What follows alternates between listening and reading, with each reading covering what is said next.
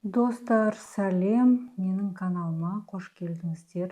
Бүгін мен сіздермен өзімнің Наполеон рецептімен бөлісетін боламын. Сіздерге де жасауға кеңес беремін. Ең алдымен қамырына кірісеміз. Бізге ұн қажет болады және холодильникте тұрған салқын сары май қажет болады.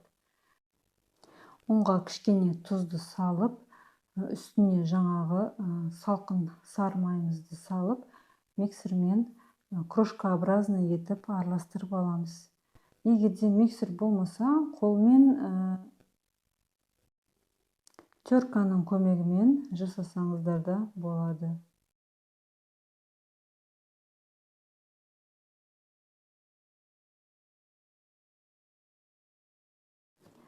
Міне біз ұн мен сары майды араластырып, осылай крошкообразный тесто жасап алдық. Енді осы тестоның үстіне бізге жылтық қажет болады. Жылтық саламыз және яблочный уксусымызды құямыз. Видеода көрсетілмей қалған, біз кукурузный крахмал міндетті түрде саламыз. Кукурузный крахмал 30 грамм саламыз. Егер де кукурузный крахмал болмай қалған жағдайда, картофельный крахмалды одан аздау саламыз, 15 граммдай саламыз. Сосын 20% қаймақты саламыз. Енді осының барлығын бірге араластырып, қамыр елеп аламыз. Міне біздің қамырымыз болды, бірақ бұл қамыр қолда жабысыңқы келеді. Біз осы қамырды барлығын біріктіріп алып, пищевой пленкаға салып, міндетті түрде морозильникке 20 минутқа жібереміз. Өйткені қамырдың ішіндегі сары майымыз толығымен қату керек, сонда біз қамырмен жұмыс жасау бізге оңай болады. Немесе холодильникке 1 сағатқа тестоны қойып қойсаңыздар болады. Видеода қалай көрсетілген, тура солай етіп жасаңыздар.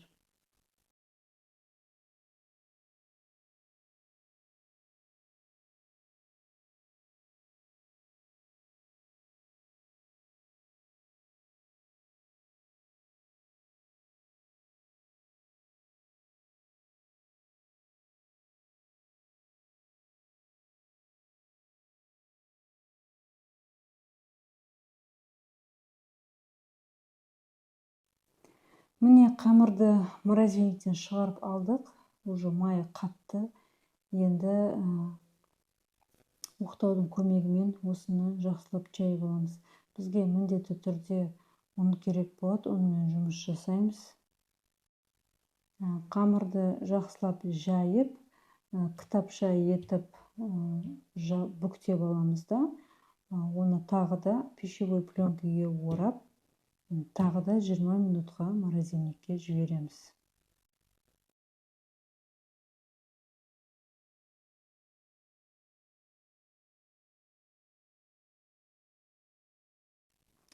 Морозильниктен тағы шығарып алып, тағы оқтаудың көмегімен жайып, ұнды сеуіп, тағы кітапша етіп бүктеп, тағы да пищевой пленкамен орап, және де тағы да морозильникке 20 минутқа жібереміз. Енді міне видеода қарап отқандағыдай, бұл завершающий этап болды. Енді бұл тестоны шығарып, біз 6-ға теңдей етіп бөліп аламыз. Қалған бөлген қамырларды біз холодильникте ұстаймыз, өйткені тесто еріп кетеді, ішінде сары май болғандықтан. Тестоны жұқа етіп жайып, противенге жайып, духовка 180 градуста қоңыр түс болғанға дейін пісіріп аламыз. Барлығын солай жайып, солай пісіріп аламыз.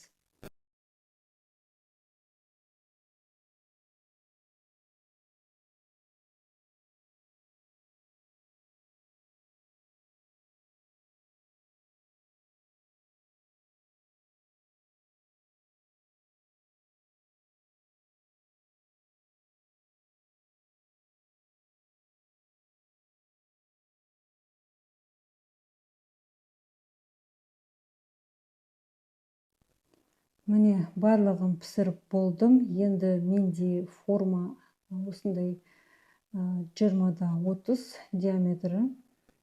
Осылай барлығын шетін кесіп аламыз. Ол кесілген шеттерін барлығын ұнтақтап, шетіне обсыпка жасауға бізге керек болады.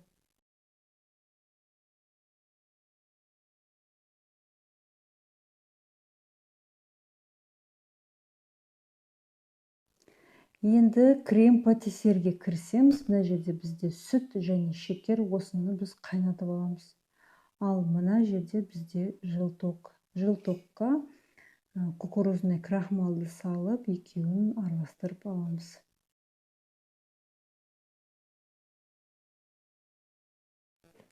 Енді жаңағы қайнаған сүтті үстіне жаймендеп құйып араластырамыз. Бірден құюға болмайды, өйткені жұмыртқамыз пісіп қалуы мүмкін.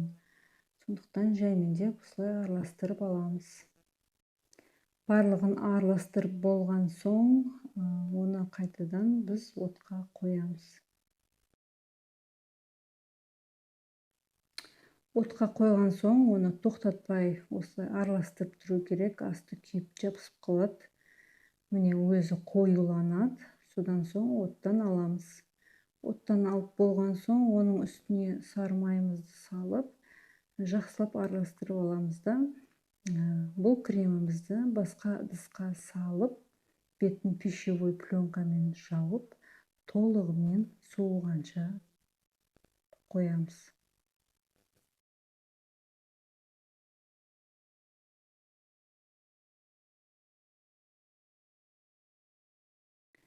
Енді бізге крем жасауға мына жерде 82,5% сары май бөлме температурасында болу керек міндетті түрде. Менде міне сгущенка 3 желаненка. Бұл міндетті түрде холодильникта салқын болу керек. Енді осы екеуін жақсылап аппақ болғанға дейін крем жасап аламыз.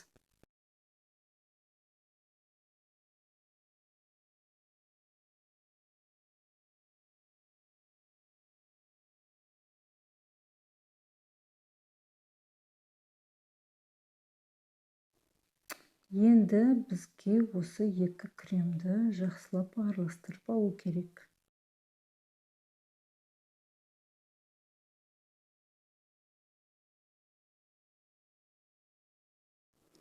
Мен екі кремді толығымен миксермен араластырып алдым. Енді біз торттың сборкасына кірісеміз. Осылай кремді кішкене астына жағып аламыз, өйткені торт жылжып кетпес үшін.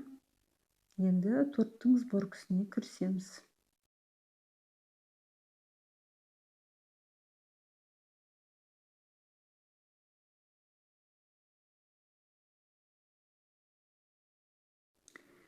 Міне толығымен кремнің барлығы жағып болдық. Енді осы жаңағы шетінде қалған бәрін крошка жасап, осылай барлық жеріне жапсырып шықтым.